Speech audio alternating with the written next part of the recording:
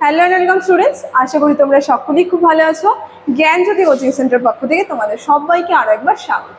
তো আমি মীরা ম্যাম, আমি আজ তোমরা যা বাঁকুড়া ইউনিভার্সিটি আন্ডারে পড়ছো, তোমাদের থার্ড সেম মেজর আর মাইনর বেঙ্গলি যে সিলেবাস রয়েছে, সেই সিলেবাস ভিত্তিক যে টপিকটি নিয়ে আমি তোমাদের সঙ্গে আলোচনা করবো সেটা স্ক্রিনে দেওয়া রয়েছে, তোমরা দেখতেই পাচ্ছ। আমি বলেও দিচ্ছি, শব্দালঙ্কার ও অর্থালঙ্কার কাকে বলে, আর এই শব্দালঙ্কার ও অর্থালঙ্কারের মধ্যে পার্থক্য কি রয়েছে। ঠিক আছে, আজকের ক্লাসে কিন্তু আমার এটা আলোচনা, ক্লাসটা খুবই ছোট্ট হবে কিন্তু তোমাদের জন্য কিন্তু খুবই গুরুত্বপূর্ণ। তার কারণ হচ্ছে তোমাদের সিলেবাসে দেখবে বিভিন্ন অলঙ্কার কিন্তু ছড়িয়ে ছিটিয়ে রয়েছে তোমাদের সিলেবাসের পার্টটার মধ্যে।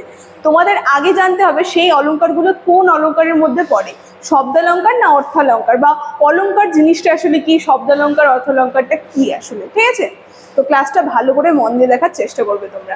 ক্লাসটি শুরু করার পূর্বে আগে তোমাদের সঙ্গে খুবই একটা গুরুত্বপূর্ণ ইনফরমেশন আমি জানিয়ে দিয়ে যাই।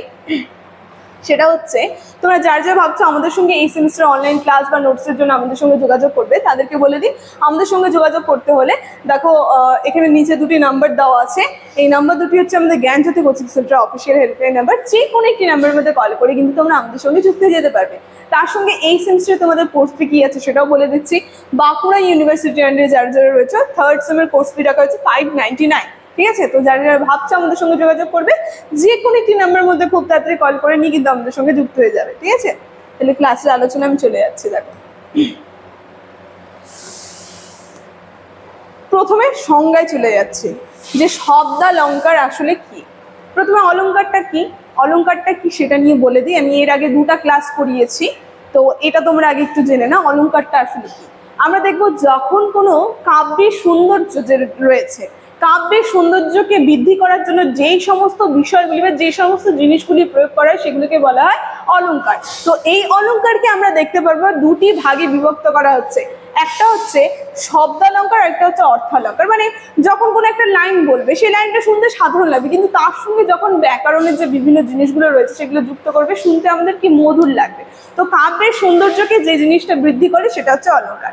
আর এই অলঙ্কারের দুটা পার্ট রয়েছে, দুটা ভাগ, একটা হচ্ছে শব্দালঙ্কার, একটা হচ্ছে অর্থালঙ্কার। তো এই শব্দালঙ্কারটা কাকে বলে প্রথমে এটা দেখে নিই। বলছে শব্দের বহিরাঙ্গ ধ্বনির আশ্রয়ে যে কাব্য সৌন্দর্যের সৃষ্টি হয় তাকে বলা হয় শব্দালঙ্কার। তো কি বলছে, যখন আমরা দেখব শব্দের বহিরাঙ্গ মানে বাইরের জিনিস শুনতে যখন আমাদের কাছে মধুর লাগে, নামটা শুনে বুঝতে পারছি শব্দ, সেই শব্দ শুনতে যখন আমাদের মধুর লাগছে এবং সেই ধ্বনির আশ্রয়ে যখন কাব্য সৌন্দর্যের সৃষ্টি হচ্ছে, তখন সেটাকে কি বলা হয়, শব্দালঙ্কার। অর্থালঙ্কার তাহলে কি, শব্দালঙ্কার জেনে নিলাম, অর্থালঙ্কারটা এখন জানি।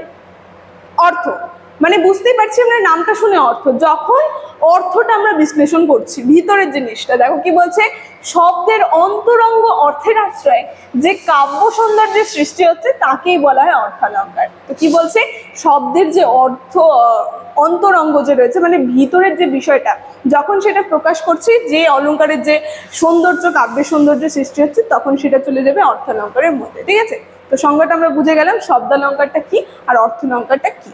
দেখো, এরপরে এই যে শব্দালঙ্কার আর অর্থালঙ্কার যে রয়েছে, এই অলঙ্কারের মধ্যে পার্থক্যটা কি আছে সেটা জেনে নিই। তিনটা পার্থক্য কিন্তু এখানে দেওয়া হয়েছে। ঠিক আছে, আমি পরপর করে বলে দিচ্ছি। দেখো,